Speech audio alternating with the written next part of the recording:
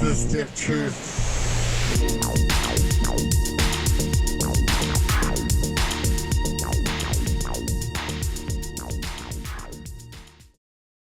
You ever like kind of have to take a shit, but you don't really go because it kind of feels a little bit pleasurable with a turtle head poking out just a little bit? My turd was so big, it stimulated my prostate and gave me a boner.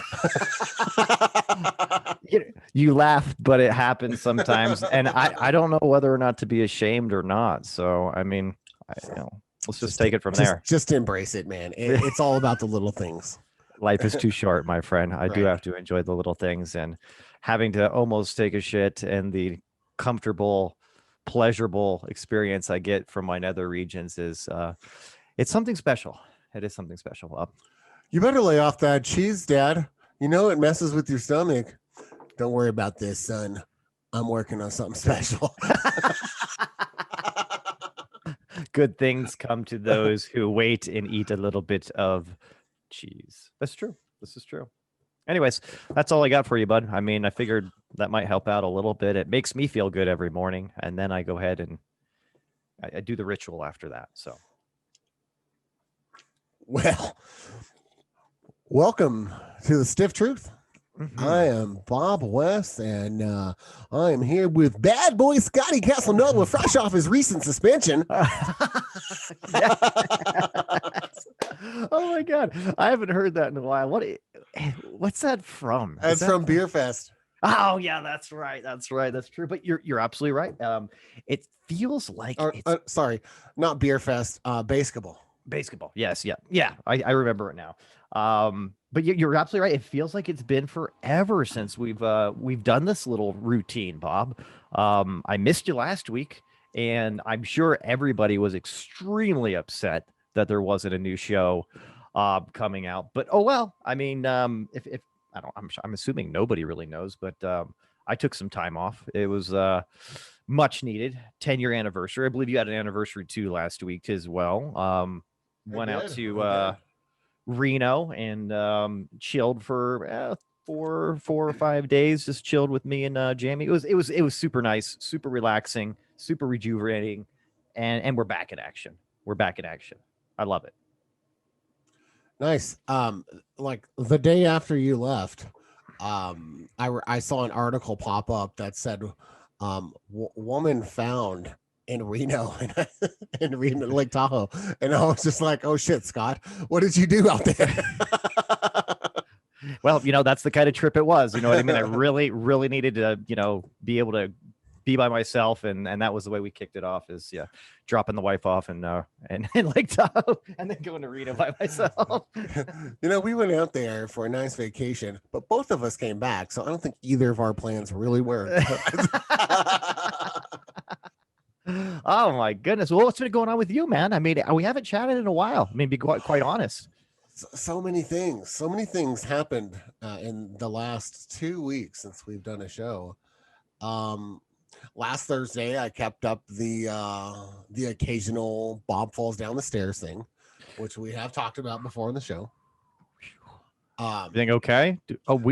This one wasn't good. It wasn't great. That was one of the worst of the probably dozen or more times I've fallen down these stairs. I was on the top flight of stairs, and I slipped off the first step at 5 a.m, about to leave for work. God, what a rude awakening that must be too. I hadn't even had coffee yet. Terrible.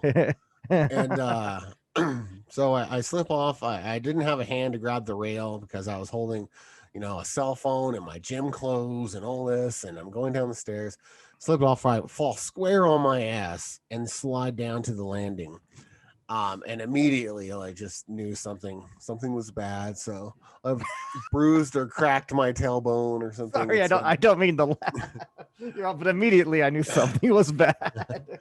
So naturally, because of the graceful specimen of man that I am, I feel it's time for us to sage our house, because only something supernatural could have caused the former athlete to fall down the flight of stairs like an old man. Sure, 100%. Not that I'm becoming an old man.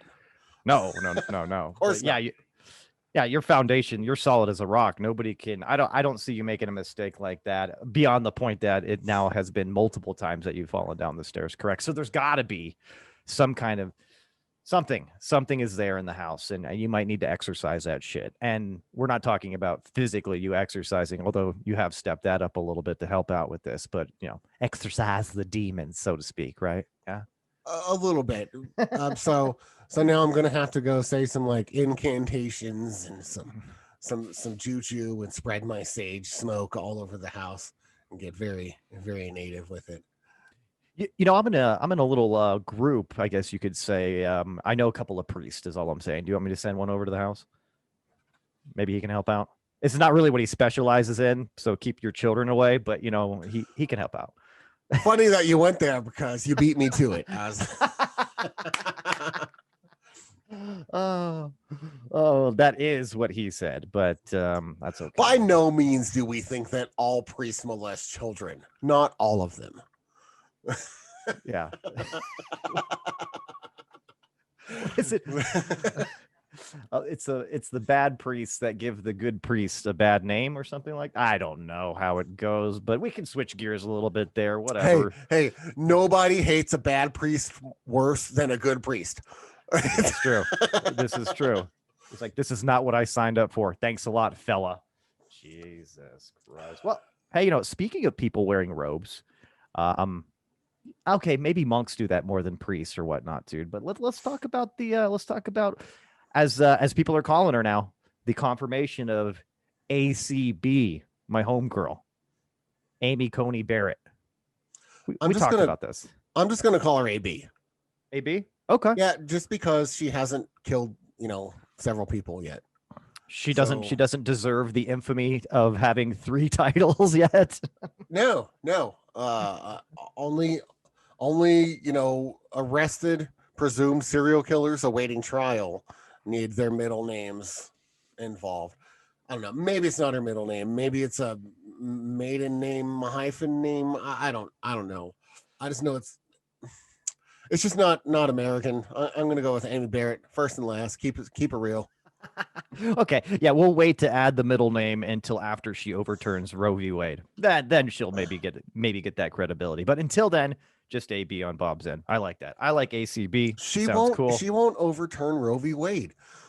The cure can't be worse than the problem.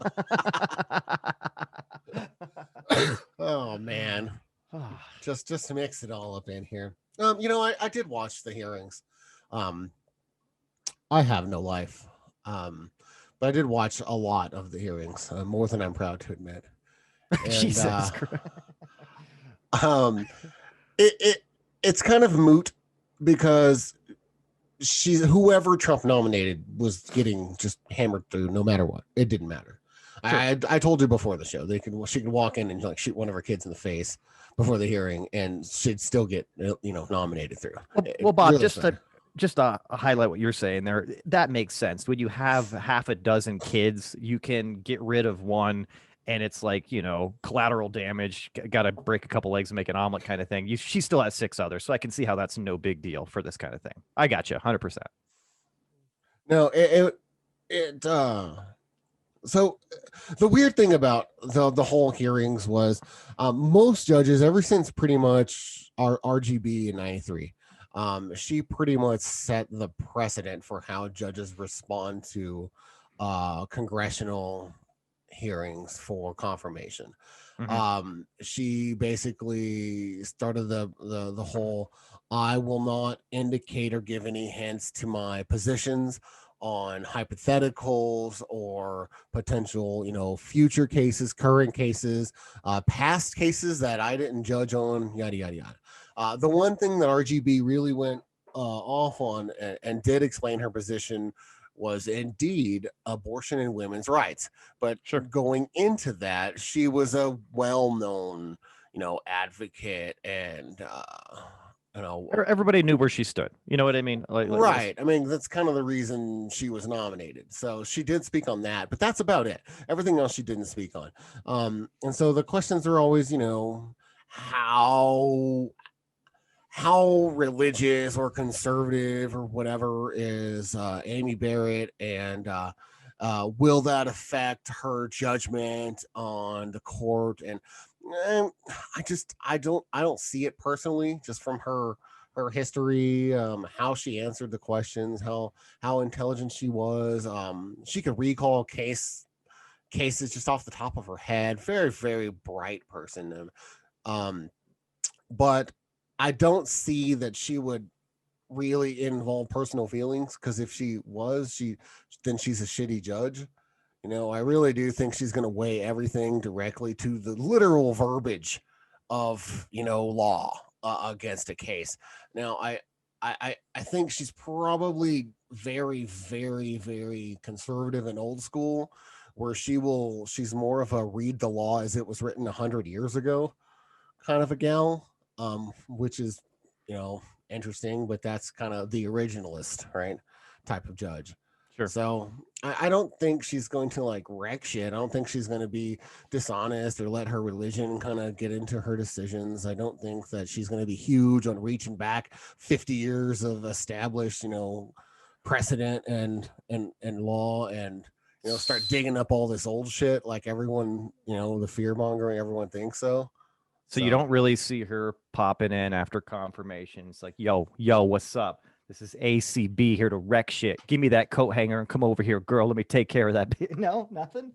No. Yeah, and I don't know. And if we start opening up laws against discrimination and against, people's civil, individual liberties and rights and everything, then we need to start looking at the Supreme Court anyway. Because Exactly. why are we taking laws that have been on the books for 50 years all of a sudden away? Like, what has changed over the last 50 years that now we need to choose this differently and dig this all up? That's not how the court works, right? They don't just go through the case law and be like, what do you guys want to overturn today? They got a dartboard behind it. With right. Guys, close your eyes. Close your eyes. Amy, you get first shot because you're the newbie. Get in there. Right. I mean, how it works is like, and I know the big thing was Obamacare, right? Because if you don't know what's coming up a week after the election, there is a case for Obamacare coming through the court. And just kind of break that down a little bit.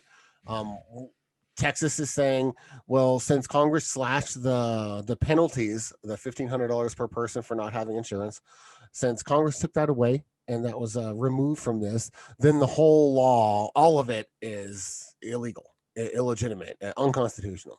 So then, California's on the other side. So it's actually Texas v. California is the suit. They're on the other side saying no because of severability. So severability is, some judicial jargon about, well, you can sever a piece of a statute and then the rest of the statute still can remain as law, right? And that's the whole point, is the severability bit. Can it be severed or not? And severability is a thing, but is it a thing in this instance? I don't know. That's what's coming for the court. And so the court could decide that severability isn't in this case, and then the whole Obamacare law can just go away, right? But if so, it just means that the way that the law is written isn't good. They could then, after getting a judgment, meaning the government, could write another version of the law that is better worded and that passes mustard with the court and push that on through. Mm-hmm. I mean, so, and if there is political, shifting going on, that could very well happen. So I think that just like everything, dude, during election season, everything is fucking devastating, right? Everything is fear mongering. Everything is the world is ending, because it's all about votes coming from Congress and the president and the candidates. 100%, dude. And what I thought was what I thought was pretty interesting about this, just in general too, is we talked about this. I think we talked about this a couple weeks ago too, or maybe it had to be a couple weeks ago. Some people on the left right now are saying, to have her already lined up, ready for, ready to nominate her, ready for the confirmations is really kind of suspect and everything. I was like, not really so much, because we talked about, wasn't she already in, like, I would say top of the class, really. This last go around when Kavanaugh was actually, nominated. Wasn't it like supposed to be her? Like she like really next in She line? was one of the finalists and she was so close when it was when they picked Kavanaugh. She was so close that they had already vetted her for Yeah. confirmation. Yeah, so it's not really like they just pulled her out of thin air as like a political ploy to jam her in there real quick before the election. This is already something that was going to happen. It looked like. Now, why it didn't That's one of before? the sorry to interrupt. That's one of the reasons she got pushed through in this instance because Mhm. there's so little time. They Yeah, didn't really have time to go vet another candidate that wasn't already vetted. I mean, well, if they would have done that, it might have gone until February or March of next year, and obviously there's none of that kind of time. So, sorry, but that's kind of the one of the motivators for bringing her back was because she was very very easy to put in front of the Senate. yeah, and I had already been through it pretty much the vetting process in the sense that, like you said, not starting from scratch, not like again. But the other thing I thought was interesting too is everybody is very, very fearful, definitely on the left of what we're going to get from her if she is confirmed, which obviously looks that's very much the case this Thursday, I believe is when it's supposed to happen, right? And they kept asking her questions like directly correlating her, almost like she'd be a carbon copy of Scalia, and she even made note of that too, like, hey, you're not getting another Scalia if with me, you're getting me, you know what I mean? So but again, there's very, very a lot of tension here. A lot of, like you said, the sky is falling here with what do we have? Less than 3 weeks now till the election. Whew, my goodness, man. It's getting intense. Well, I'll tell you what though, just sidebar. Trumpy's doing great. Remember our last show, he was just getting diagnosed with COVID and we didn't know what was going on, but looks like his great genes just beat the shit out of that disease, didn't it? Or was it all the experimental antibodies and other weird cocktails that he got that nobody else has ever been able to get their hands on? I don't know. I don't know. Or might not ever get because it might not ever like clear, the FDA. But he Well, did. He got it. He got what he needed. damn, he's doing good. Now, when he starts growing a second head, maybe they probably should do a little bit more clinical trials and testing on things. But anyways, that's good to see. But yeah, I mean, with the Senate, with the Supreme Court confirmation, I mean, it is what it is. I mean, I really don't like that term, but I think we had talked about it before. This is really not going to dramatically change things one way or the other. Besides, it's another very interesting talking point for the next few weeks for the two presidential candidates. And what about the vice presidential debate? I know it's been a while, but we haven't touched on it, Bob. Dare we? Dare we go and tell everybody our thoughts on what we thought about that show that was put on? Yeah. First off, it was much better It was watching as yeah, far as debates go. it was refreshing in that sense, wasn't it? I was like, oh wow, look, wait, one is giving the other person a turn. Oh wow, look, they're able to counter argument that and rebuttal without interruption. This is quite refreshing. It wasn't like the literal dogfight that we saw a couple weeks prior. No, it was much more level headed and much less emotional from both sides. And there was some interrupting back and forth or whatever. You could say one interrupted more than the other, but comparing it and contrasting it to the last debate that we saw, it was inconsequential, the level of interruptions, because you could actually hear what each other was saying. There wasn't just this three-way argument between moderator and candidates for like 5 minute tangents, and then we'd circle back and be like, all right, well, we're just going to move on because obviously like that last question just set you guys off. So like like there are a couple of recovering drug addicts and you just mentioned something, one of their triggers. I was like, oh whoops, let's not touch that one. No, 100%. And the other thing that I gotta say too is, man, gosh, I just gotta say it right out of the gate here that Pence, even though what may be coming out of his mouth may be utter bullshit, just how I feel about like Obama's kind of way of cadence and the way of presenting himself, that guy is cool as a cucumber. I'll tell you that right now. So refreshing to hear him talk on Trump's behalf versus Trump too. I just got to say that it was glaring to me. You know what I mean? Yeah, I mean, regardless of if you agree on the content, I wasn't even listening to the content. it was almost Ben Stein like, right? I mean, Yes, very yes. very matter of fact and very confident in his answers, even though some of them were kind of just talking points. But again, with the talking points, um, neither candidate, once again, I don't think won any independent voters, changed anything about who's voting for who. It was both candidates still spitting out the standard campaign talking points. It It's really just was. very odd that's just the way that it is. Like, to cater to people that are already voting for you seems like it's a waste of valuable airtime.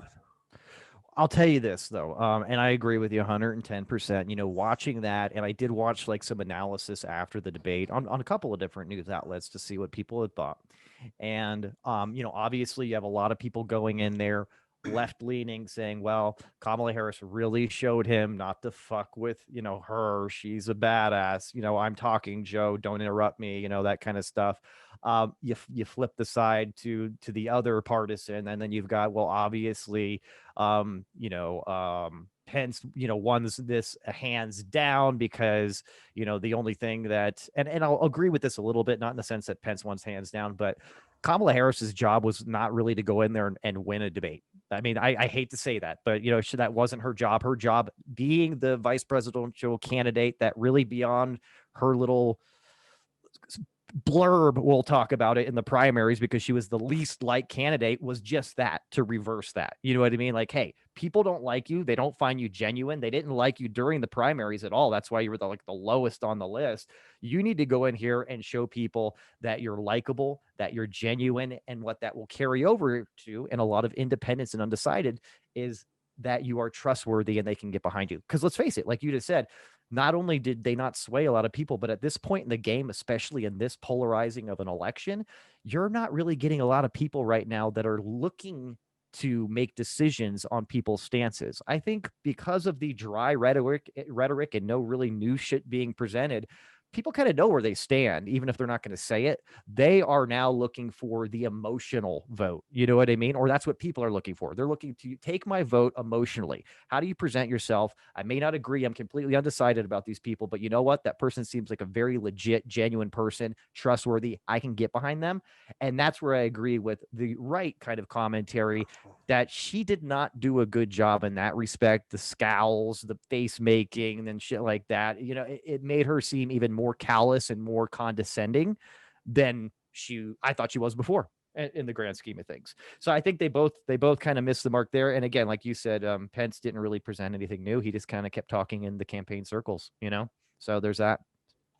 Yeah, as far as the actual content of the debate, I don't think anything really came out of it. And, and it's very odd, because the whole reason that nationally televised debates were created was to give candidates an audience of 100 million people, so that they could, people could get a chance on what they had to say and help decide their votes. But anymore, the debates are treated like they're visiting their favorite talk show pundits, and they're just like preaching their left or right viewpoints that they would normally say on Fox or CNN or whatever they are. And no one ever really sits down and with a plan. It has a little bit of back and forth and says, well, I don't think your plan's going to work, and I think the plan needs to actually be this, and give a platform. I mean, platforms are gone. There's no such thing as a platform. Well, this is not true though. Bloomberg stands on one. Ooh, got him. Had to get that little billionaire. Sorry, go ahead. They had to bring it out from Ross Perot's last debate. Sorry, kids. Ross Perot was a billionaire that ran for president in the 80s. Well, he was. R.I.P. In the early 90s. Yeah, I heard he passed on, but that's okay. He's buried with all his money like Scrooge McDuck, so we're doing okay. Yeah, he's buried in a gold and diamond, crusted coffin. So that sounds nice. That sounds nice. I'll have that. Yeah, the debate was for me, it was another excuse to eat more wings. I really tried to pay attention as much as I possibly could, but I did have a couple of quizzes that night, so it was, kind of off and on. Well, But I didn't miss a whole lot. you didn't miss a whole lot. And you know what, though? I really liked how calm, cool, and collective everybody was on the debate, especially the fly on Pence's head. That dude was chilling. Talk about, I don't know how he got the seats, but that's some VIP shit right there. They're like, I'm literally going to post up and nestle in on the top of this dude's white head and just chill here the entire debate. Now, I know this went viral. It was funny, definitely funny. You know damn well that the moderator saw that fucking fly. Kamala did. She was probably chuckling under her breath about it. Maybe. I mean, I don't know how far the moderator's desk was from him, but his hair was really white, so there's definite contrast. Oh, that's what I'm saying. It's not like it would be on my head or something like that, where it just blends in with all the shit on my head. It was literally like had a spotlight on it. So I thought that was pretty interesting that they did not even anybody on his team. Like not even a. It's like, Mr. Vice President. What do I got? What do I got? He's like, you got a insect flying around. They could have had like a tennis ball boy like run out during the debate and like swipe at his head and then run back to the side. That'd have been classic. Yeah, that would have been really great. They should have that on both debates too, because then you could always have the guy come in and squirt Trump with a little spray bottle of spray tan real quick and run out. Right. Pull his collar down. Get the white spot that's like on the back of his neck and ears. Have you seen that? I was like, Trump, your Caucasian is showing.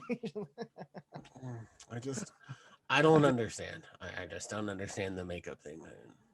That's okay. We're not going to understand a lot of things, but yeah, no, I think, and I be serious for a minute. The one thing that was a takeaway for me with the entire vice presidential debate, because again, let's face it, it was empty rhetoric. It was the same nonsense we've seen before. There was nothing new presented. However, a little bit of insight with the character, I think, of the two individuals. It was the very last question. I don't know if you remember that, but she said, "I'd like to end this. We just did the last question, but I'd like to end this with a question from." Oh, the student. Yeah, from the eighth grader. Yeah, from the eighth grader. And, always talking about, and I'm just paraphrasing, of course, but, like every time I look on the news, it's always just Republican and Democrats arguing and fighting and never getting along, and just kind of how this was pretty depressing and what have you. I thought Pence's answer was phenomenal. I really did. And again, I'm paraphrasing it. It's been a couple of weeks, but something about like, hey, debate is very healthy. We need debate, right? We need to have, people with different opinions, and, we can get out here and we can argue and, try to prove our points. But at the end of the day, just like me and Kamala, when we get off this stage, we're united together as Americans, as people, and kind of like keeping that in mind for the young girl. Kamala's answer was kind of just like, way separate from that. Didn't want to combine herself with Trump or any other Republicans or anything like that. And it was more of a kind of, I don't know, just, I guess more of a little bit of a feel good thing. But I liked his answer a lot more, because that is true. Even though what the young girl brought up is depressing in the sense that that's not probably the case with a lot of politicians. His answer, whether or not be true or not, was spot on of why we have very vigorous, healthy debate. We need so many different points of view to come out with the best answer, that kind of thing. And at the end of the day, we're all still people. We all are still united. I thought that was really good. I thought he did a good job, because that was off the cuff. You know what I mean? That was not something that was scheduled, and he did a really stand-up job. And then her answer, I thought maybe she would like piggyback off his answer, because I thought it was so damn good. I was like, that was a good fucking answer. But she didn't. She took another route, which was fine. It wasn't a bad answer, but that gave me a little bit of insight that maybe even if he's not a good person, boy, he just showed me there he knows how to put on the show. And well, yeah, at least he knows the right thing to say. Exactly. And this is something where Trump would have just swung and missed. He would have flew off the rails on that. He'd have started like parading somebody. Something on that would have led to some like Antifa answer. Yeah, well, he would have probably did something stupid. Like, people was like, well, unfortunately, honey, that's because all of the Democrats are stupid. And, and just like kind of, you're like, so what you got to do is vote Trump 2020 and like just go crazy. Like, no. When I make it illegal to be a Democrat, that'll all be fixed. As we enter into a lovely one-party system that I'm sure we're all looking forward to. But yeah, I mean, that's all I really got about the debate, though. But what about you? Any final thoughts on it, man? I mean, not really. There wasn't a whole lot of substance there. It was, like I said, it was refreshing to know that at least we have two people that can behave like adults when pressed and when there's fierce disagreement there, because either one of those does have a greater chance at being president than pretty much any vice president in the history of presidents. So and that's important to know, that at least either one of those kind of understands civility a little bit more. a little bit more. Yeah, it was a slice. I'll tell you that it was. It was just a slice of civility. just a slice above the other one. But Oh wait, well, highlight of the week though. Beyond that, the best thing the debate gave us was the Saturday Night Live skit with Jim Carrey. Oh, that was great when he started acting like Jeff, like when he did his Jeff Goldblum impersonation too. That was great. He's all, dinosaurs created Trump. Trump destroyed the world. It's like, okay. Yeah, that was definitely the highlight of the week. So if the debate did anything right, it brought us that skit. Well, and what I love it too is Maya Rudolph like came back to guest star just to be Kamala Harris for that, and she did it so goddamn well. She did a beautiful job. Oh, that was good. If you guys haven't seen that, you can check it out on YouTube right after you watch our show. You know what I mean? Wink, wink, nudge, nudge. Huh? Nothing? Yeah, that's true. Watch our show first. Well, I'll tell you what, I'm pretty excited. If you don't mind, Bob, I wanted to let everybody know, and you can stop me right now and take the limelight if you'd like, but we decided here that we are going to make a little bit of a theme for the remainder of this month. Because, guys, we haven't talked about it enough with all this crazy shit going on in the world. We're cruising up on Halloween here at the end of the month. This is one of our favorite holidays, hands down. This I think this is definitely my favorite holiday, and this is my favorite time of the year too. I'm sure you've been doing it. We've been watching horror movies and scary movies every night, really getting into the feel, getting psyched out for Halloween. So we're taking a little bit of a theme here with the remainder of the show, and we've got what I'll call a conspiracy theory slash kind of unsolved true crime, and then also something equally as fun and devious and evil for the stiff truth topic. So before we get into that, Bob, I don't know, man, I'm out of coffee. I think it's maybe time to go get a stiff cocktail going before we really get into the dirtiness. Yeah, I'm into that. Let's do it. All right. Cheers, Scotty. Oh, cheers all the way. Cheers to your tits. Cheers for fears. Oh, it's a great band. Cheers for beers. Recline that thing all the way back. Pour yourself a nice little bottle of bubbly. Hey there. Hello there. I made it back. Yes, you did. I wasn't really even worried about you. I'll be honest with you. I had all the confidence and faith that you would be back. It took me a while to make this drink, man. Yeah. I had no sweet and sour. I mean, I had to make it. Look at you. Well, hey, you are Mr. All Natural over there from Scratch Bobby. Sunshines and rainbows from Scratch Bobby. No cutting corners, Bobby. Well, my sweet and sour has to be made with my stevia simple syrup. Well, you want to check out this bad boy? Look at that. Ooh, yeah. Oh, nice. You got the cherry too. Very good. Let's enjoy a nice little swig of a Tokyo tea. Tokyo. Oh, now I'll tell you what. That's a good long drink. This may not be the best AM cocktail. It is the best AM cocktail. This one is beefy as fuck. I have a unit test in accounting later, so that's super. Well, and I don't know if the Stiffies have really dived into this one at all, but both Bob and I, we enjoy our long drinks, and what seems to be the common theme with all long drinks is it's got this beautiful combination of tequila, gin, white rum, and vodka that mix together and then splash with some other stuff. It's very palatable for those four distinctive boozes, mixed together. And I think that's where the beauty is. The Long Island iced tea, I think, is kind of the flagship one.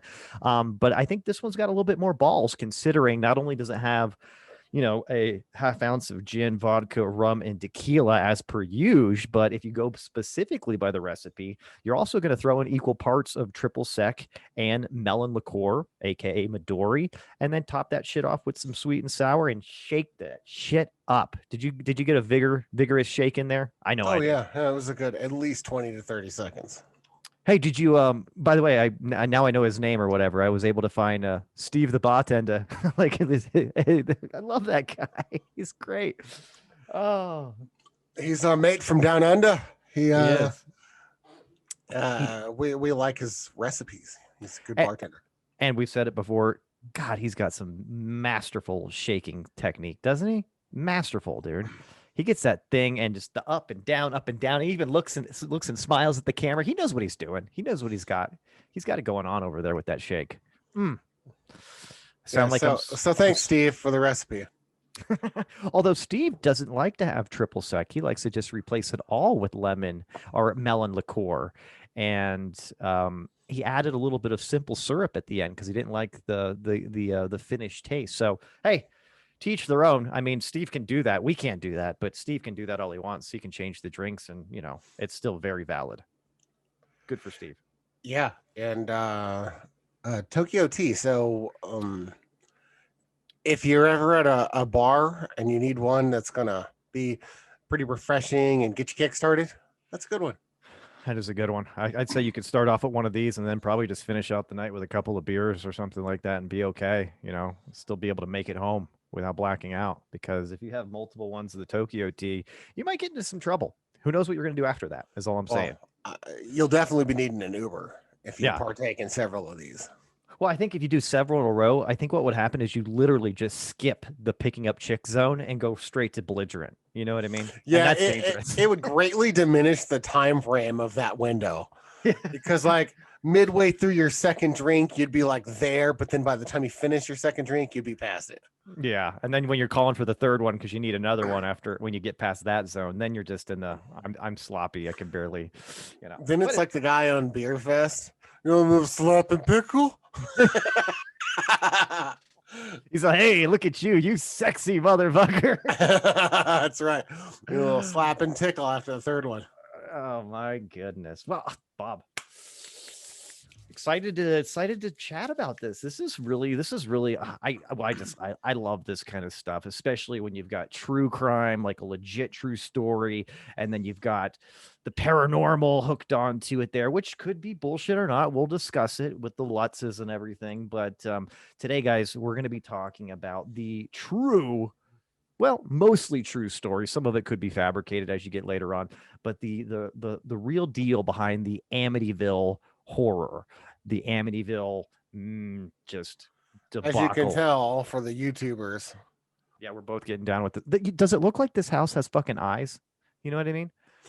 Oh yeah, of course. I mean, that's in the whole thing. And in fact, in all the Amityville, they just turn the two lights on at the very top just to make it look like that even more. It's creepy as fuck. Very strange shaped house. This house was built in 1927, I believe. Something like that. Now, they say that it was built like it was added on to. It's an old colonial house, maybe from even older than that. This is on a small little village on Long Island, New York. But yeah, it's a very old colonial house that has like all these additions and everything that makes it look like a fucking weird thing looking at you. So that's odd. But anyways, Bob, do you want to kind of take us back to the beginning here, or do you want me to get in there, or what are you thinking, baby? You can go ahead and start us off. Okay. Talk about the DeFeo's. Yes. Now, this all started before there was any really, any whisperings, any kind of thing like that about the house being possessed or evil or anything like that. It was, it's in a very nice upper middle class, you know what I mean? Kind of suburban neighborhood and feel. And there was a family, the DeFeo's, that lived in this house. I believe they purchased the house in the 60s, I want to say, late 60s. Ronald DeFeo Sr. and his family lived in the house. There is definitely, from my research, a lot of indications that this was a troubled household. The DeFeo's, if you can tell by the name, an Italian surname. So supposedly some nice people, but then as you kind of get into a little bit more of the neighborhood kind of rumors and chatter there, it's been thought that Mr. DeFeo was one to beat his family and beat his wife and children and beat his wife in front of his children. And well, that never bodes well for the development of children in general as they grow into young adults and adulthood. But beyond that, the key player here is going to be the eldest son, I believe, and his nickname was Butch DeFeo, Ronald DeFeo Jr. Yeah. Now, the other thing that's interesting about this gentleman is he is known as a very troubled youth. Now, to me, in my experience, that really doesn't mean too much one way or another about somebody being able to kill their entire family, but it is what it is. He was a troubled youth. He was, I think, out on his own for a little while and ended up living back in the basement of the DeFeo's home. I guess very, I wouldn't say it was too long that he had lived there before the incident happened where the entire family was murdered except for him. But he also is known to have issues, and I'll just bring it up because it was in the stuff that I reviewed. He was one to take the pot. He liked to abuse the marijuana. He also drank alcohol. He also, and this is where it actually starts getting to where, okay, now that's worth mentioning. He also did a lot of LSD and heroin at the time and was maybe a little bit of a recovering heroin addict. I think you might have buried the lead there. Seriously, right? So this guy obviously has his issues, and I want to say, when was this here? Because this was 1974. Yes, 1974 in November. November 13th. Yep. Yeah, November 13th. Apparently, and this is allegedly what happened, families going to bed. DeFeo, meaning Butch, old Butchie downstairs in the basement, probably nodding off one or maybe doing some psychedelics. Who knows what's going on? But according to DeFeo, he awoken around 3:15 a.m., which, if anybody knows, around 3 a.m. is what they call the witching hour. So it's usually when these kind of paranormal things and spiritual things that creep around in the night are at their height, right? Throughout the entire cycle of the day. So that's kind of interesting how it happened around then. But long short, he gets up and he is compelled to get a high-powered rifle and proceed up and shoot and kill all of his family members while they're still sleeping in their beds. So he takes out his mother, his father, he takes out his brother and his two sisters. Notably, his sister Dawn, he had a very, very close and special relationship with. Now, there was allegations and murmurs that maybe it was incest or something like that. There's also been murmurs of Dawn being involved with him in the killings, but nonetheless, she was no longer alive by the end of the evening. So, moving forward, he kind of freaked out. I believe that he's noted going somewhere to, I think, down to a local bar or something like that, and saying that he was going to go visit his family or, something of this nature, kind of playing it off a little bit strange. And then he came back to the establishment saying that, his family had been murdered. And then obviously we go from there. There's a lot more to it, but that gives you the guts of the initial thing that happened in 1974. Is there was a complete massacre of a family. There was one survivor of it, and it happened to be old Butchie, who was a troubled youth, and he is the one that discovered all the bodies. So there's a bunch of craziness that goes on here. At first there is ties to Ronald DeFeo Sr. and the mob. Of course, he's an Italian. So obviously he's involved in the mob. I think that was like a given, right? He's like, well, he's got an Italian last name in the 70s. He's obviously involved in the mob. But so there could be something to that, but it doesn't have anything to do with the murders. Interesting thing about the murders. the police did find gunpowder residue on Dawn DeFeo. Mm-hmm. So she indeed did fire that rifle. Um, how that all unfolded, nobody fucking knows. So the story has changed from Butch, Ron DeFeo Jr., so many times. Even while he was in court, the story changed. I saw in a later interview that he did in the, I think it was the 80s. 1994. Yeah, where he was explaining that, well, I wanted to change my story a bunch because that helped me with my insanity plea. Which was his last go, right? Because I think they changed his plea about 3 or 4 times too to kind of roll with the craziness that was going on with the case. So yeah, of course, because you always do that when you're telling the straight truth, change your story Right. 4 times. And so, interesting thing too is there was witnesses. So later on, Ronnie DeFeo Jr. was actually being watched by detectives for drug trafficking. Mhm. So they were surveilling that house the night of the murders, which was very interesting. And so one of those detectives said that Don DeFeo actually came outside of the house with the gun and left somewhere. So I don't know if they mistook her for him because he said that earlier in the night he went for a drive, right? Mhm. That's probably when he went to the bar the first time. Yeah. And then later in the night, after all the murders, he went back to the bar and said, someone's killed my family. And then kind of like several patrons from the bar went with him or whatever. His friends or what have you. Yeah, yeah. Well, and So, see, go ahead. no, go ahead. Oh, I was just going to say that, which is interesting because what they said they had saw Don wearing was like a hooded jacket with black gloves. And DeFeo, his original story was that somebody in the basement that was hooded wearing black, that had black hands, gave him the gun. So, Right, because that's like where his room was, right? The basement. yes. Yeah. So that's all I was going to say. So I don't know about the whole like who they saw leaving. I can only assume that they just assumed it was Don and it was actually Ronnie.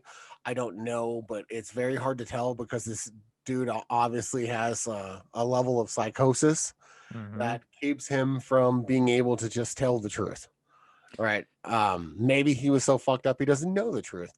There's a theory by one of the people that have investigated this was that he was nodding off from heroin down there and that him and Dawn had planned to kill the parents. Right. And then when she came down with the gun, that he was all nodded off and out of it. So she just proceeded and went and killed the parents. And then does that mean that he went up there to clean up the mess and killed the rest of the kids? I don't know.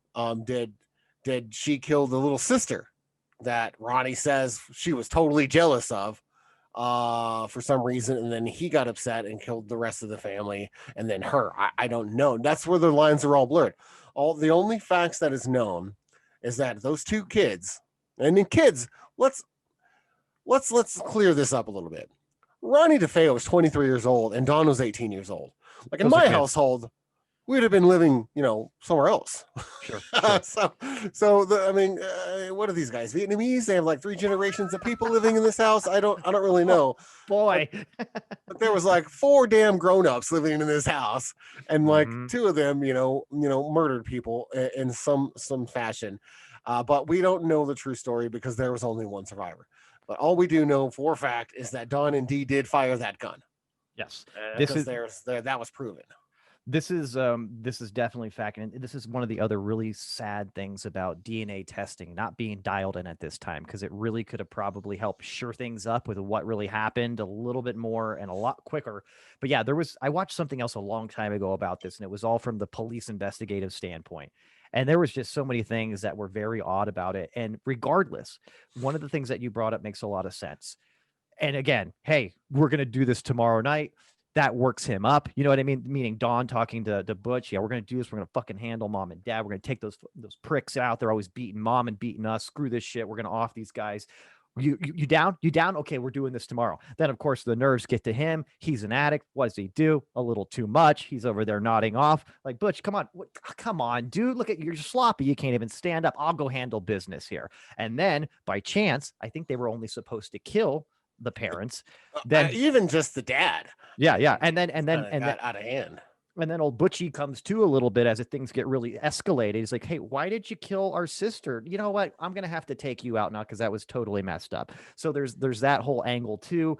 And the other thing, and I'm glad you mentioned about the, definitely the evidence that she did fire the gun, because the other thing that's very, very strange about this, and twofold really, is, and this has been done by the investigators and proven, these people were not moved from their positions after they were shot and killed. And everybody is face down laying on their beds. Now think about that real quick and think about the high-powered rifle that was used. It's a very loud weapon. So unless you're all drugged, which they found no drugs in their system, right, to have them all knocked out or anything like that, somebody is going to wake up and try to get out of bed, maybe even go try to see what's going on or hide.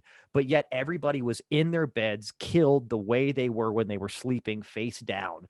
And for one person to do that, it seems highly unlikely or impossible for that to happen unless there is some paranormal kind of spiritual thing holding these people down in their beds. So that's the other thing that kind of leads me to believe that there had to be multiple people that have done it. But then it kind of brings another weapon into the equation, which doesn't seem the case. So that's very strange. And the other thing is this: nobody in the neighborhood heard any gunfire at all. All that was heard was their dog barking throughout the entire incident. So this is all very strange stuff, if you ask me. No, I agree. It's a very, very loud rifle. It was a 35 caliber Marlin rifle. And they said that when you fired the gun outside, it could be heard for blocks and blocks and blocks. So I mean, this is a crazy gun. I do want to pause this right here because I'm getting some chop on your video feed. Oh, you were frozen for a minute, but you popped back in. Do you want me to jump out and jump in? You do too. I say we keep going, and if it gets worse, we'll address it. Okay. So I think it'll clear up. I completely blame Zoom. Yeah, Zoom, quit fucking around, dickhead. So, yeah, but for a minute there, you looked extremely engaged with what I was saying, and then I realized, oh, he's frozen. He hasn't even blinked. Just couldn't move a muscle. You're all, and then Scott, what happened next? And then it's like staring contest. Go. I was like, Bob, you're making me uncomfortable. He's looking at me like he hasn't had his keto breakfast. He's looking at me like I'm keto breakfast. Jesus Christ. But no, so that's interesting too. Why was there no gunshots heard? You know what I mean? And the neighbor complained about hearing a dog. I don't know about you, but even with some kind of high-powered silencer that they didn't have, you'd probably still hear the gunshot or the impact of something over a dog barking. So that to me is very suspect. Yeah, and with the boys, there were 12 and 9, right? And even the girl that was 13. I could see a kid of that age being so frightened and terrified that they literally just try to hide under their covers, right? Hide under their covers, hide under their bed, hide in their closet, hide in the bathroom. I mean, there's a lot of things that you could do besides just grip your pillow, not flip over, and just hope for the best. So that's why it does lead itself that there is some paranormal shit going on. If you take things out of like, okay, there was multiple people, because even that has a lot of holes in it, if you ask me. Okay, say Dawn and him were killing people at the same time. Great. Where's the other murder weapon? Where's their proof that another weapon or other types of bullets were used? They're going to be a little bit different. Something is going to be different. And then still, you can only shoot one person at a time unless you line them up in a row and they were all in their bed. So why didn't other people still raise out of their bed with alarm? It's very odd. Yeah, and this is not well. So I do have a theory on that because this is an abusive household, and there was a lot of physical fighting. He said that just like 10 days before, his father had broke a broomstick over his head at like 11 o'clock at night, probably drunk, right? So maybe the kids were used to loud noises late at night from the older siblings and the parents and just tried to, stay in bed and ignore it. And then all of a sudden, the door opens and they're getting shot. Who knows? But the whole... this powerful, lever action rifle. This is not like it was a quick operation with an assault rifle, semi-automatic weapon. This is a lever action single shot rifle, right? So the whole paranormal story stems from these kids being like seemingly held down by some sort of unworldly force, Sure. right? And that's kind of where this legacy begins. Mhm. And then that kind of moves us into the Lutzes. Yes, it does. Yes, it does. Because, this went on forever, right? Now this starts jumping in out of conspiracy into a bunch of crazy true crime nonsense with the DeFeo's, but you're absolutely right. I think a little bit over a year, right, after this happened. And this to me, I thought was pretty goddamn funny. Talk about being a cheapskate to your demise a little bit, right? But what drew the Lutz, and again, this is a newlywed family, guys. If you don't know, they've got the woman, the wife, Catherine Lutz. She has a few kids from a previous marriage. She marries an ex-Marine, and they are house shopping. And this house is big. This house is very impressive, dude. It's got a very nice staircase. It's got multiple rooms. It's got, of course, it's supposed to have like this boathouse, which is again maybe one of the fake things about it. But it's a very nice house, and it's completely undervalued on the open market. So much so that the Lutzes cannot ignore how much of a seemingly steal of a deal, lifetime dream to kind of kickstart their life and happiness this is, right? So they I think the house was only 80 grand or something like that on the market in the mid 70s. Again, I don't know the context of what that looks like today. I have to imagine for where it's at, it's still probably greatly undervalued by hundreds of thousands of dollars. And finally, as they're about to buy it, they do disclose, like, because he even says, what's the catch here? Like coming down to the finish line of signing on the house. It's like, well, there was, there was a little bit of some crazy stuff that happened here. Like, an entire family was murdered to death here with a high-powered rifle. No big deal. It was just over a little bit of a year ago. We've scrubbed the floors. The blood's gone. And they wrestled with this for a little while. But here's where my mind kind of just stops, where the Lutzes went.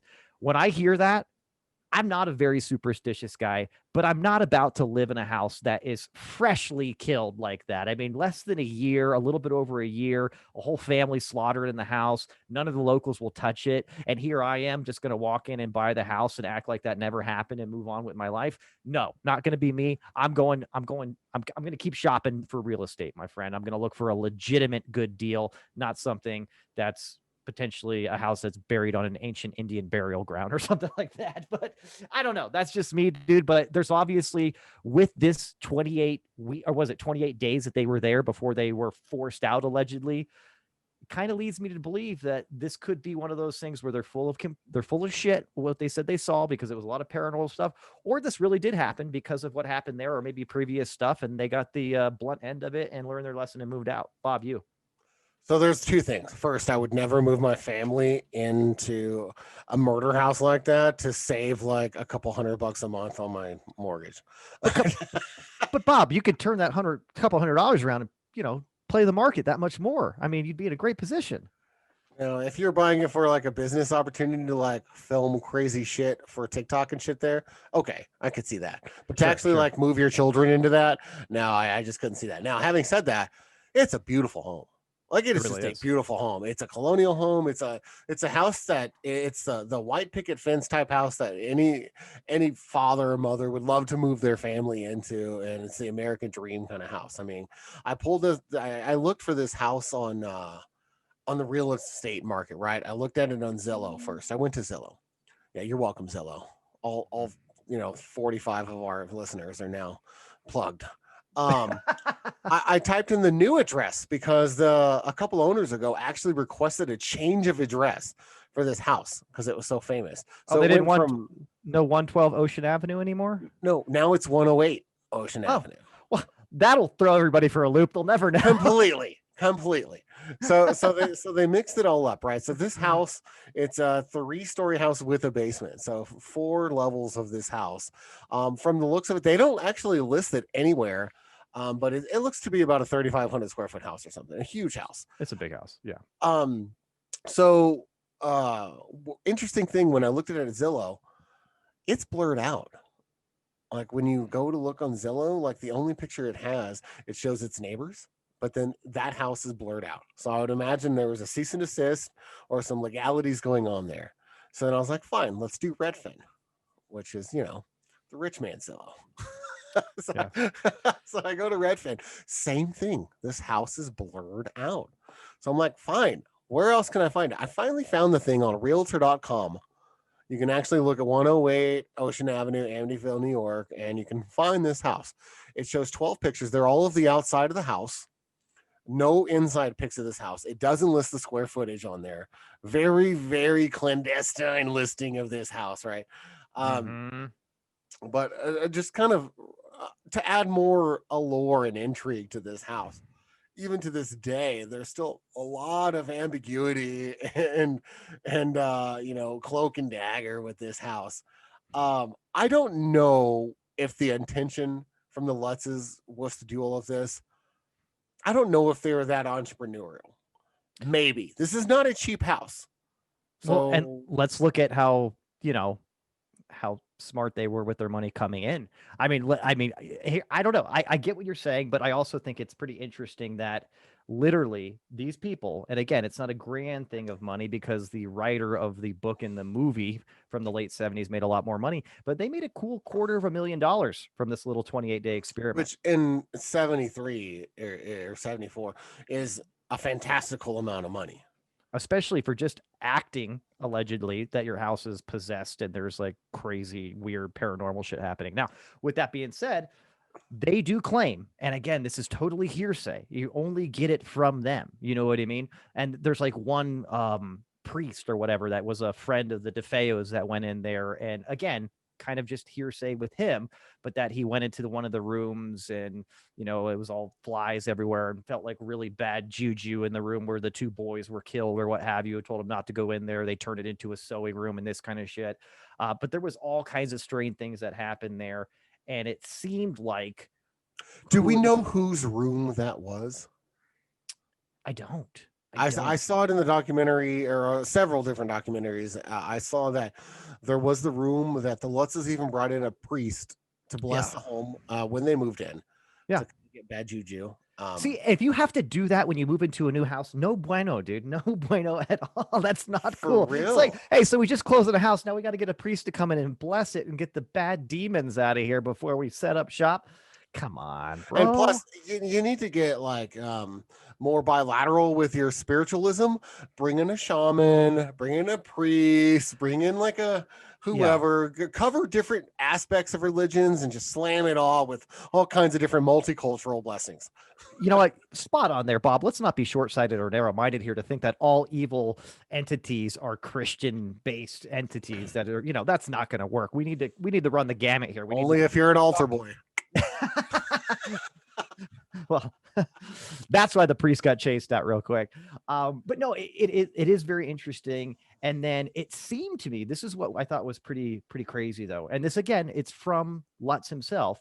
Guy could never get warm in the house. He was always freezing his ass off. He spent most of his time, apparently, when he was there, freaking out, feeding fire to the furnace to try to get warm. And nobody else at the house felt this uncomfortable kind of coldness. Now, granted, it was December time in New York, so it's not as necessarily a warm place, but even the priest had mentioned that in that room that he was trying to bless, a very cold presence, overwhelming kind of cold that he felt that was very, very strange and atypical to the scene. So, and this is a God-fearing man that's like ready to die to go to heaven, right? And he's like does not want to be in that room, and he's out, and he's just like, all right, well, I did most of the house, but there's this one room. Yeah, just don't go in there. Yeah, just don't go in there. I didn't want to die. Okay. I didn't want to die. I felt my life was in jeopardy. You guys just stay out of there. My job's done here. No, this is not Hollywood. This is like for real. This is an actual priest that came in and he was spraying holy water and doing his blessings of the house, goes into a room and starts doing the same thing, gets a crazy feeling and just like bails out of the room. Now later on with the mom, Mrs. Lutz, she was in that room like, just doing her thing, folding clothes or whatever she's doing, and she actually said she felt a woman like hug her, embrace her. And then it freaked her out and made her leave the room. There's been reports, like you said, of the flies. So I did read a couple of interviews, and that's been substantiated, at least again, from the family that lives there, that there was indeed an abnormal amount of flies attracted to this room. right? Is that because a fucking rat died in the vents? You know, you never fucking know. But not like the Hollywood style. But you know, when you see flies in a room and it's like December or January, that's a strange thing. That's a Right? red flag if you ask me too. But you're right. The other thing that was brought up to kind of bring some legitimacy to that idea in general is, look, the house had been boarded up, you know, stale, just hanging out for over a year, and nobody was in there to clean or anything like that. So it could have very easily been that something got in the floorboard, whatever, right? Some Yeah, kind it's of an old rodent. wooden house. I mean, Yeah, something died, and then, you know, hence here come the flies. No matter what temperature it is, if you get some nasty decaying shit, you're gonna get flies. But the other thing that's interesting too to me, here's the other really creepy thing: they move into the house, and the majority of everything in there is still the original DeFeo furniture, dude. What the fuck is that? well, no one was left alive or not incarcerated to remove it. Right? Yeah, the movers didn't come over and do charity work or anything like that, but to leave it there again, strange of the Lutz, especially they're coming in, they have the house blessed by a priest, and they're like, there's all this, let's face it, tainted furniture from people that got massacred, and they don't decide to remove it. But you know, here's the thing: I think it would have cost too much money to remove it. They're thrifty. They're getting things going. They're trying to turn over $250,000 after turning this into a big story. They didn't have time for that shit. Nor the Well, resources. even today, the estimated value of that house is $793,000. Woo! They got a good deal. They really did get a good deal. Now that I think about it, 80 grand's not that bad. Even if you blow that up to be like 200-300 grand, they're still doing pretty well there. So Right, right. And I did express to my wife when researching for this, I said, Jess, I'll never do this to you, even as much as I like am trying to look for a good house or us at a good price. I'm not gonna buy a fucking murder house. my strive for a good deal only goes so far, babe. You don't have to worry about me when it comes to this kind of stuff. Don't worry. Yeah, I'm better than that. So and in part because of the other thing, right? It could have all been supernatural depending on your beliefs, but the mind is a powerful thing. It could have also been a psychosis from the whole family. You heard him say that, and him is the younger Lutz kid, Daniel, that gave this interview years later, that his parents moved in there. They all discussed what happened in that house and why it was so cheap. And very strange, especially with the age of some of the kids. You know what I mean? Could you imagine having that conversation with your kids? Like, it's strange. Right. And where would your mind go as like an 8-year-old? You know what I mean? Like right all the time you're looking for like ghostly bullet hole victims walking in the halls, or an abusive dad, or like, who knows what you're looking for at that point. So there's something to be said for that. It could have all been this psychosis where all this stuff really did happen. And the guy says he wakes up at 3:15 every morning. I think that was for the show. Sure. Did he wake up at oftentimes in the middle of the night?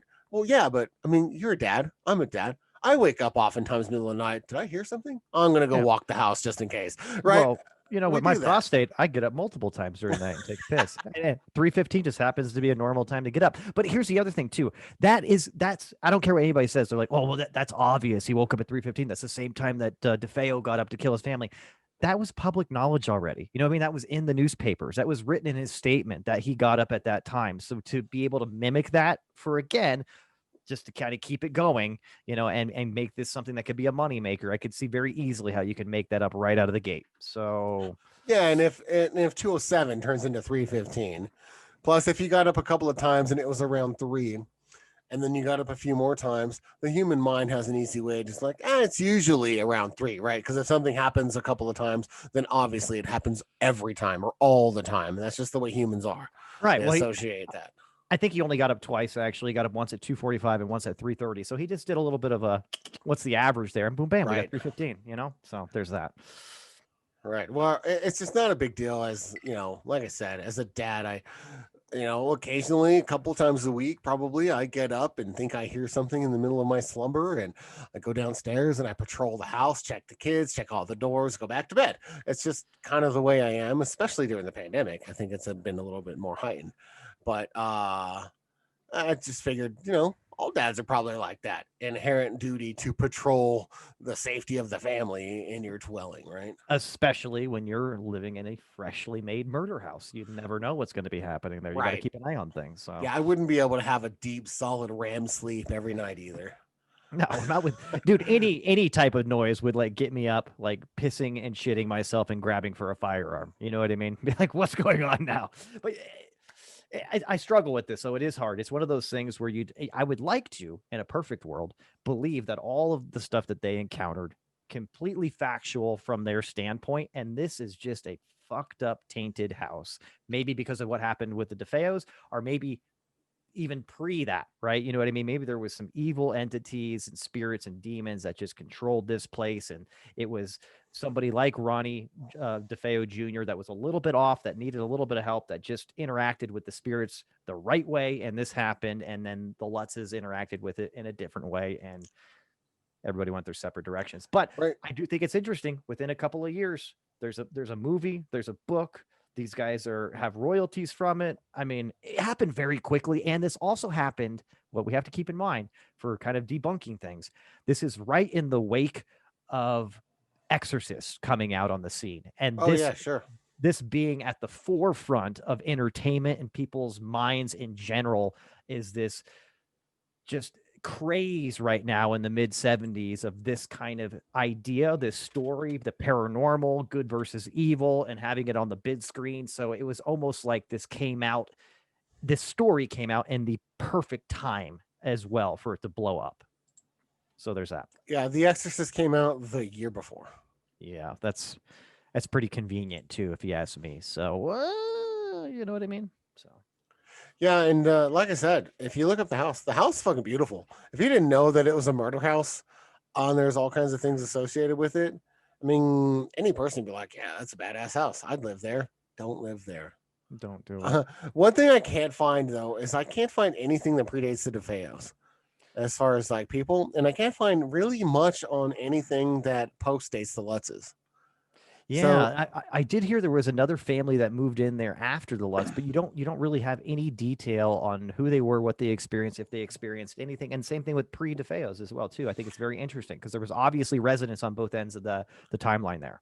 Yeah, and then people have obviously lived there a long time. So what I saw was there's been 4 families that have lived there since the DeFeo's, so including the Lutzes. So 3 more families over 50 years. 40 some years, that means that people lived there for a long time and, lived there and didn't experience enough to leave. So, and they definitely didn't cause enough noise, or as nearly as enough noise as the Lutzes did. So, I mean, you would have to imagine with their story, the house is hardcore. It's possessed. It's evil. It's evil incarnate. But here we are with a cycle of like 3 other families that have lived there since, and we haven't heard too much. Maybe we're just ignorant. I don't know. I'm just surprised like a rich person hasn't bought that house to like have awesome Halloween parties. Dude, that actually it's a great idea. When I get a couple more million, stored up, is we're going to go have Halloween parties over at the Amityville house. Boom, bam. When we get our exclusive Spotify deal, we'll go halfers. Yep, and then we're gonna readdress the house back to 112 Ocean, because fuck that 108. I'm going with the OG. You know what I mean? Right. That's right. Mhm. That's right. Mhm. That's right. And I'll even like hang a bunch of like religious, emblems and stuff all throughout the house to like really make it feel like home. That's good stuff. So that's another thing about the DeFeo's, by the way. Catholic, Italian, super religious. Had a bunch of like figurines, statues, crosses everywhere, statues all over the front and backyard. I'm pretty hardcore about it. But then, similar to Catholics, also, they had a huge dark side to their family. Lots of abuse and lots of un-Christian and un-Catholic things going on in the house. Well, they put on their Sunday best, and that's all that's important in those religions, right? You just project, and then what you do inside, you can just have some Hail Marys about it and move on with your life. Just tell Jesus that you're sorry for lining your utes and your wife up in a row and slapping them all across the face. Jesus, you'll be forgiven. I'm really, really sorry about that. You know what I mean? Come on. What do I need to do over here? Splash some water on my face over here? What do I do? I gave like 43 Hail Marys over here, huh? Get off my case. I'll tell you one thing. One other thing that I think is very interesting, and this just adds a little bit to the Lutz's potentially being full of shit, is one thing that they did pick out about George Lutz is the guy was a very avid, almost obsessed person with books and ideas about the occult, about the paranormal, about demonology, all these things that kind of lead right up into doing something like this. Well, he literally hired a vampire hunter to Yeah. come like help out with the house after. Because that always, you know, Like, let's do an investigation. Who should we hire? Fucking Van Helsing. That's who we need to come check this house out. He's gonna add legitimacy. he's gonna put a big giant wooden stake between the two eyes on this fucking house, and boom, case fucking closed. For real.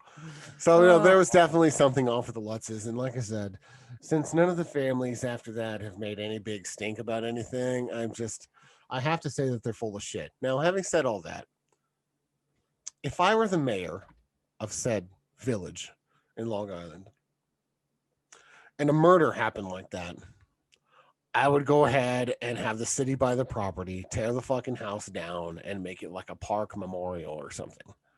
Right, and make it something else.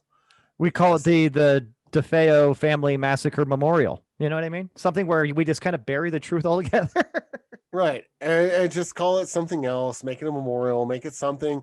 I find it very odd that after a 6-person murder, that the house is just chill. It's just hanging out. It's there. It's on the market. You know, we're looking at a young family to come and purchase this house. And what the fuck?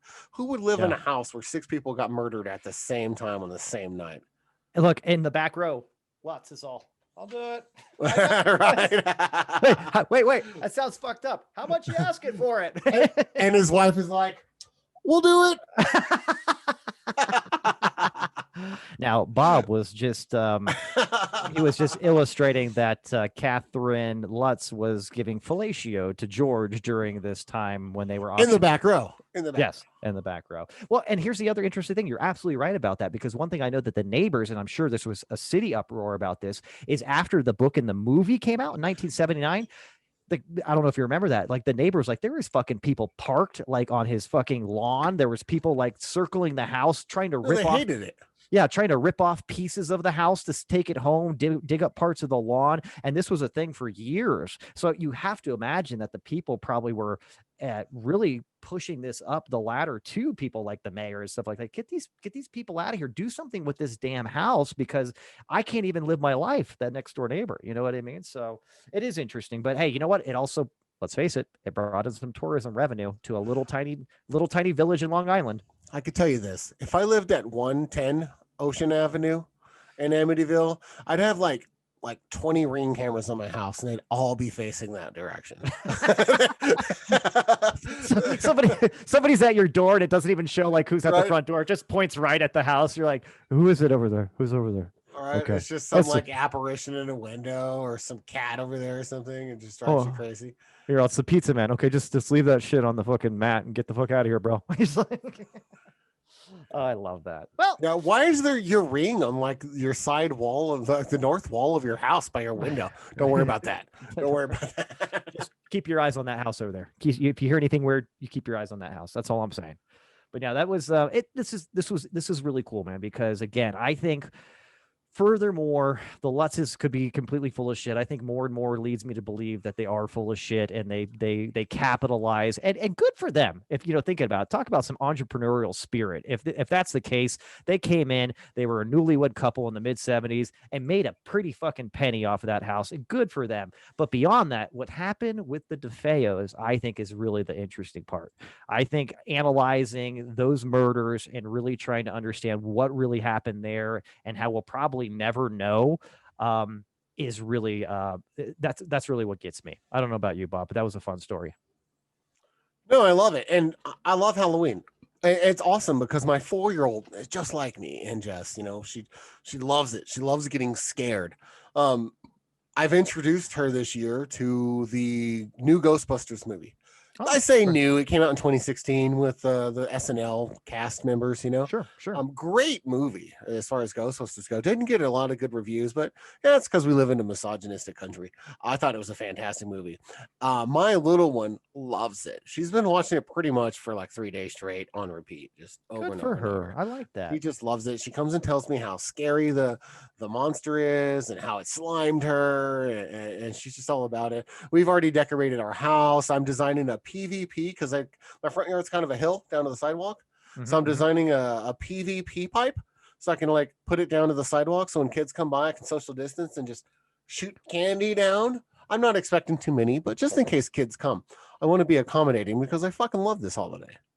Good for you. And I have to agree, which is pretty funny too, because Elizabeth, just being a little bit older than your daughter, we tried last year, didn't really take very much, but this year, very much into the original Ghostbusters from 1984, 85 with the original crew, which, you know what, it's a great one. Rick Moranis is in it. You know what I mean? It's a dynamite one. You mean the park beating victim? Yes. We'll get into that on another show, but yes, before the poor man was taken advantage of in 2020, he was a very funny man back in the 80s. Hey, before we get on to the next topic, I do want to. Did you catch Saturday Night Live last week while you were not doing, our show? Man, I was able to do everything when I wasn't doing the show. Let me tell you that right now. Well, but yeah, you need to rewind it back and watch it because Bill Burr hosted. Oh no! I saw his opening monologue and I loved his Sam Adams like commercial that he did on there too. Yeah, I got to see a couple of things from Burr. But honestly, one of the best opening monologues I've seen in a long, long time. Very refreshing. I loved it. It was so Bill Burr. Yeah, Bill Burr, friend of the show. Huge friend of the show. And God bless SNL for actually letting him come on there because they knew what they were getting into, but he did a fantastic job. I thought they were a little too PC for him, but good. You can't fuck with Bill Burr. You just got to let that dude go. Everyone's going to understand because, hey, it's Bill Burr. We all know what we're buying there. Mm-hmm. And it's a damn good show. I'll tell you that right now. It was definitely refreshing how he just in typical Bill Burr fashion, just gaff. Don't give a fuck. It was so awesome. And he didn't go over the line. No, he just went like an angry, like middle-aged dad.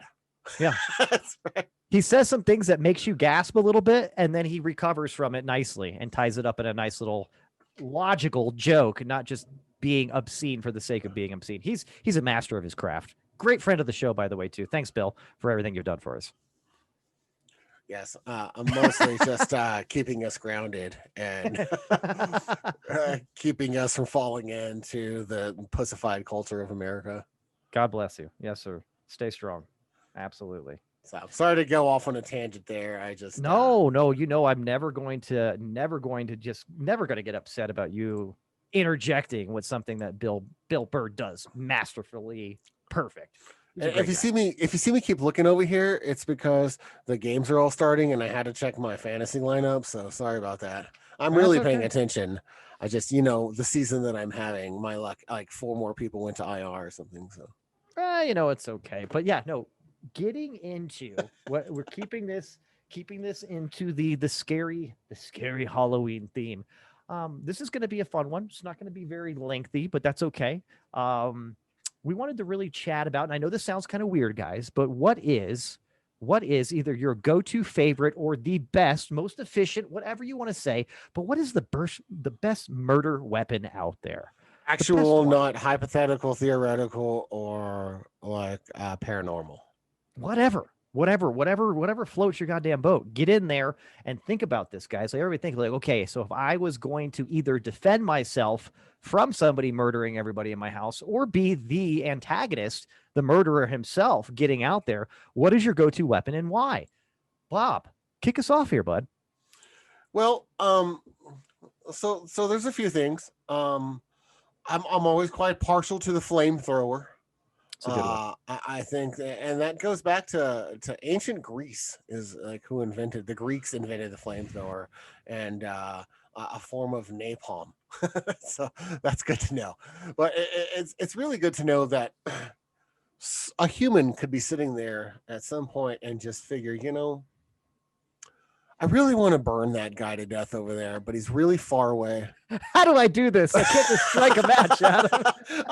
How do I get my flames to go burn that guy from here? And I'll then tell you what, the engineer. hence the flamethrower was born, right?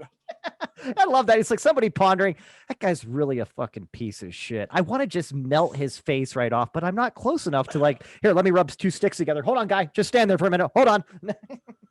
Yeah, my flint and steel doesn't like shoot flames.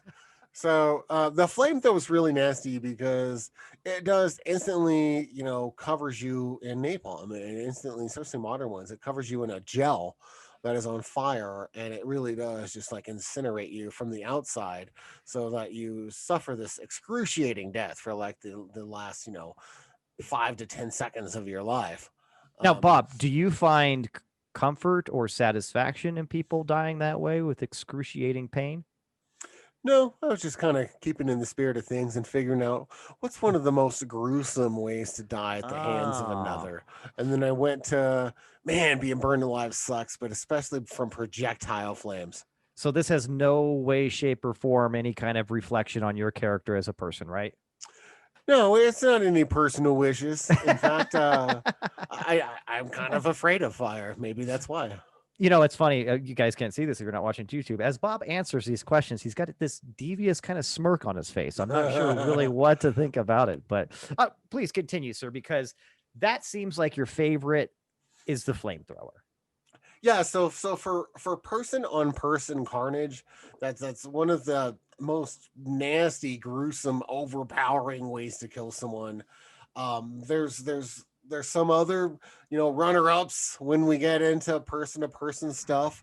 A spiked maul is pretty nasty, and for those that don't know, it's like a 2 foot, maybe 1.5 foot long stick with a chain on it that's about another foot and a half, and then on the end of that is a steel ball with spikes all around it. And this is really designed to penetrate a knight wearing armor, so that you could penetrate his armor and still kill him. And so that's kind of where they came from. So I just always felt like like a good 8-pound, 10-pound steel ball with spikes being like really swung hard at the end of a chain, probably be a really gruesome way to die too. Be quick, but really gruesome to see. Don't show the kids. And that one's a little bit more humane, if you ask me. Just quick and easy, big, blunt nastiness. Oh, it is really quick. You'd probably take someone's head half off with that. I like that. I will tell you, if we flip the script here a little bit, I'm a big fan. I was thinking of this more as more of like a practical overall best weapon. Just personal opinion here. It may sound a little cheesy, may sound a little old school, may sound a little slasher-ish of me, but I'm a huge fan of the machete. Huge fan of the machete. And we talked about this a little bit before. Yeah. Oh, goddamn right. Hey, you know what? Just being completely original, I might throw an old school hockey mask over my face too. No, but why I really thought about this, I was thinking about myself. I was thinking, okay, again, practicality wise, best murder weapon. Am I going to use a gun, even a flamethrower? I was like, well, what if I don't have the counterpart that makes this go, either weapon, bullets or whatever it is. So I was like, that might be not my perfect weapon. Then I was like, okay, well, maybe a big long broadsword or something like that. And I was like, yeah, but what if somebody's really close to me and I don't have enough time and I don't have like the angle to like just stick the guy with it because it's just too bulky or what have you. And then I was like, well, maybe a little dagger. Okay, well, what if somebody's got a few paces on me and he's got something bigger, like a spear or something. Yeah, a bat, a spear, whatever. And then I thought to myself, the happy medium there, and something that just slashes and dashes is a nice machete. It's big enough to like push people away and be able to kind of attack them and slash them from even kicking or further distance. You're not going to do very much if they shoot you, but it is wide enough that if you got ninja with it, you could block the bullet. I mean, let's just go with that, right? And then it's still big enough, but not too big to where if somebody is very close to you, you can still jam it home and stick them on the fucking wall. So I was a big fan of that. But the other thing I thought about too is also thinking about like, well, what's the best murder weapon and to get away with a crime? And now this can be a little bit debatable here, but a very heavy, thick icicle, I think, would be the best murder weapon. Literally have that one thick enough to where it's not going to be very fragile and break on the end. Jam it through somebody's heart or head. It melts. You walk away with no murder weapon. Huh? I like your pragmatism and your murderous approach. Yeah. And this does reflect on my character, 100%. What about for not hand to hand? What about for mass destruction, mass casualties? What do you like there? I'm gonna go with a good old fashioned grenade launcher, probably, if that's the case. One that I can hike up on my shoulder and just fire away. Because I mean, look, I can explode a person if I'm very mad at them, or the entire building that they're in with that bad boy, and it's still quite mobile, right? You know what I mean? I'm not in a Sherman tank or something like that, and I'm not trying to drop A bombs. So I'm kind of thinking that, or maybe the exploded tipped arrows that Rambo uses on First Blood Part 2. Huh? So the Army has an MK-19 automatic grenade launcher. Ooh. It was made for Vietnam. Effective range 1,600 yards, 40 millimeter grenades. Likely kill anyone within 16 feet and wound anyone within 50 feet. Is that kind of your flavor? I'm getting a chub over here. I think it's exactly what I'm looking for. It's mounted on a gunner. It's mounted on like a Humvee or a gunner truck, and you shoot it like the 50 cal, but it's a 40 millimeter grenades. Does it look like I could strap it on top of my Subi, or is it going to be a little top heavy, or what do you think? Do you think I can handle that one? I bet you could do it. I bet you could do it. You could do it. You just need to make sure you're not turned sideways when you shoot it, and you're always shooting straight on. Because if you turn sideways, it might just roll that car right on over. But that's okay. I got a roll cage. What about you, though? Think about this now. Again, are you sticking with the flamethrower, or is that still too? No. That's one-on-one. That's just too interpersonal. As you're 10, 15 away from the person you're torching to death. I think that biological warfare is probably the most deviant weapon of mass destruction. We all know the bombs, but that's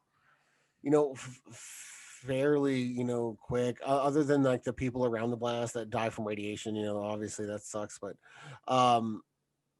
the biological warfare, though, you can just use and then just watch a country fall the fuck apart. You know what I mean? So like if you had a way to give smallpox to a country, you just like do a little bit of effort there and you just kick on back and just watch this country fall apart. So I think that's probably the most deviant thing, and I don't think that world leaders disagree with that one, since in the 40s or 50s, pretty much everyone decided that biological warfare should not be a thing on Earth. But naturally, the year it was signed in like 72 by Russia, that was found that they had this huge operation going at the same time. But I do think that for human sake, we should probably not do that, because it is the worst way to spread it, and it's uncontrollable. I mean, you can easily, that's a slippery slope there. That can come right back on into your country and do the same thing. Yeah, that's the unpredictability and the volatility of something like that, and like you said, being unable to forecast its projected and correct by your accountability, like its progression, that makes it a little bit scary, because look what happened with the Chinese Communist Party. Allegedly they did some germ warfare and it killed just as many people in their country, but they did get the better of the United States on that one so far. So anyways, also what I was also reading with when Russia was found out to have that, was something that we had talked about on the show, was Japan was also found to be practicing biological warfare on the Chinese. And some 3,000 people died because of their testing civilians. And that was what we had talked about. Giving small, poor children candy. Yep. Tainted candy. God bless the old school Japanese. They were a gem. I'll tell you that right now. Yeah, they weren't fucking around. Well, I'll tell you what here. Kind of summing things up just so everybody knows not to fuck around with Bob or myself here. If you fuck with Bob, you're probably going to get torched to death, and that's going to hurt pretty bad. So bring your cigar. And if you fuck around with me, I'm probably going to stick you on a wall with a machete or chop off your head. And if you want to go long distance with us, Bob's going to slip something in your drink that's going to really fuck you up, and I'll just blow you up. So I think everybody knows now not to fuck around. When push comes to shove. Just kidding, guys. If push comes to shove, I'll probably just call my lawyer and try to sue you. Now that's just 100% American. Good for you, America. That's what we are. Well, I'll tell you what, Bob. I think we got our.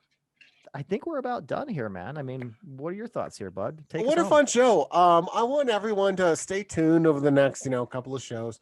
Especially, I have a feeling that we might have to do a early show in 2 weeks, just to get an extra Halloween show in.